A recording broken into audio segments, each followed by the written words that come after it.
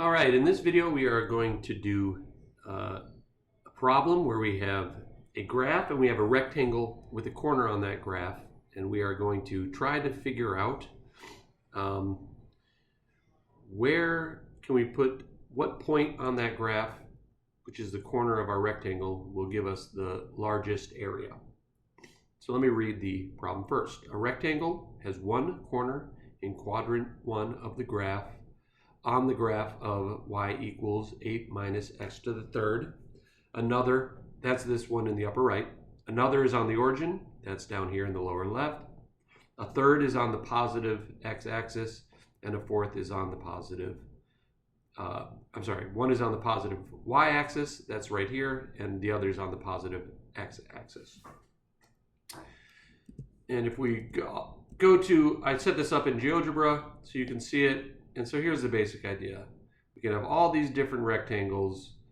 The only rule is that that upper right corner has to be on the graph of y equals 8 minus x to the third. And the opposite corner has to be on the origin. And then the other 2 points need to be on the y-axis and the positive x-axis. So those are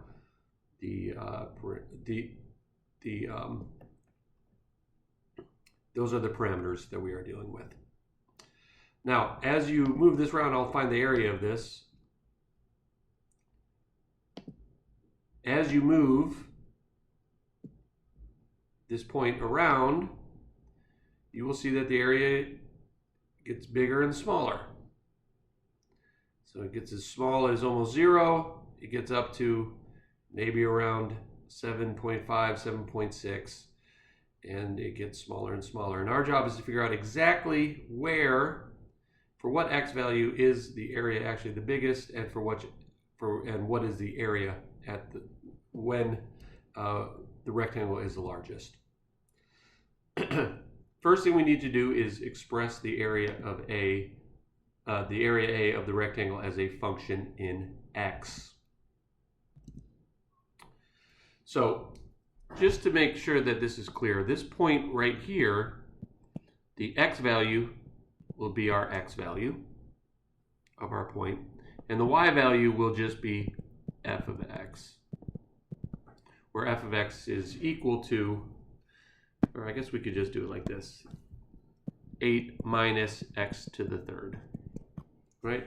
Our x value is whatever number between 0 and 2 that we choose, and our y value will be 8 minus x to the third. And these points, whatever, this is my x value, this is my y value, it really actually tells you the base and height of our rectangle. So have a look.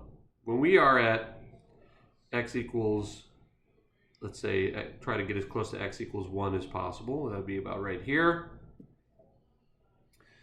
Then I think it should probably be, if you got exact, it would be like this. And so if we think about it, when my x value is 1, my y value would be 8 minus 1 to the third. 1 to the third is just 1, so we would have 1 comma 7. And let's look at our rectangle. Notice that the base is 1 and the height is 7. And so no matter where we put this point, notice that the x value of our point is always 1.5, and the y value of that point is 4.3. And again, the x value is just any point between 0 and 2, and our y value will be that point, or 8 minus the x value raised to the power of 3. So 4.3 is approximately 8 minus 1.5 raised to the power of 3. And so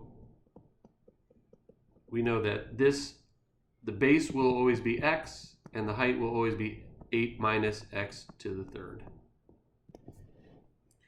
And the way we find the area is just the base times the height.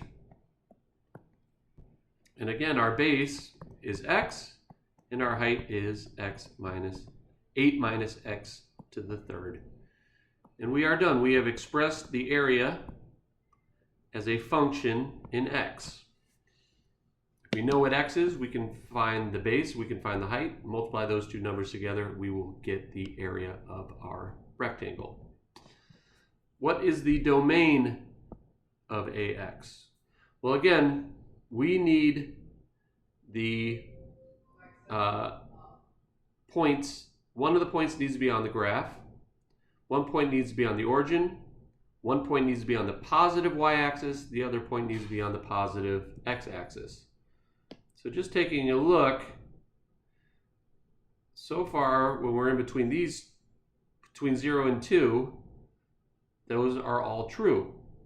Once I get to the left of 2, if I plug in negative 0.7, now our point is no longer on the positive x-axis, it's on the negative x-axis. So it has to be bigger than 0. We're good, we're good, we're good. And then once we get past x equals 2, now this point is on the negative y-axis, and that is not allowed. So it's all the points between where x equals 0 and x equals 2. That's going to be our domain. And if it's going to be a rectangle, I would argue that you probably don't want to include the point 0 or the point 2, because that's not really a rectangle, that has no area. So I would say that the domain is all the values of x between 0 and 2, but not including 0 and 2, which in interval notation we would represent as 0, 2 with curved parentheses. Graph a of x, to be honest, we already have done that. If you wanted to do it on your own, I would just use a graphing calculator. So we have graphed it. And for what area of x is, oh, we actually haven't graphed a of x, I'm sorry. So let's do that now. We'll go to Desmos.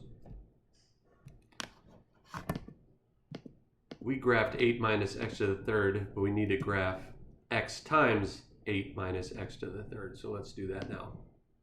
So x times 8 minus x raised to the power of 3. Okay.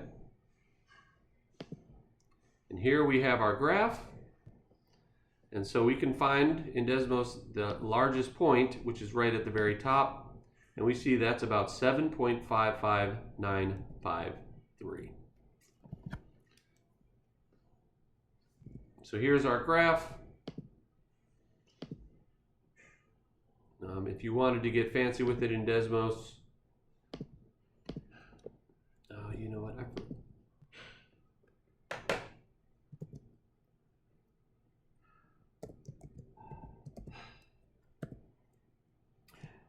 You can use these curved brackets and restrict the domain to in between 0 and 2.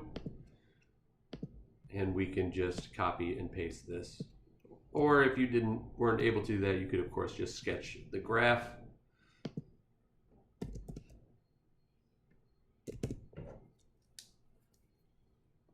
But to make our life a little easier, we'll just bring this over here.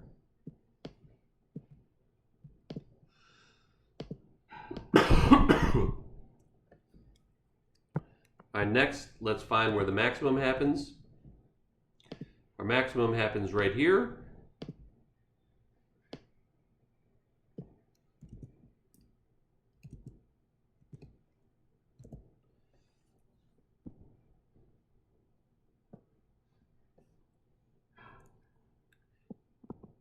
The area of the rectangle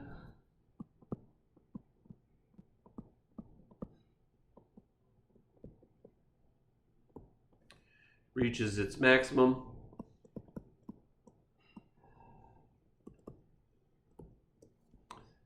when x is equal to approximately, it's probably rounded, so we'll say it's approximately 1.25992.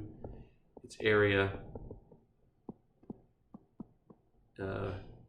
at this time, at this value,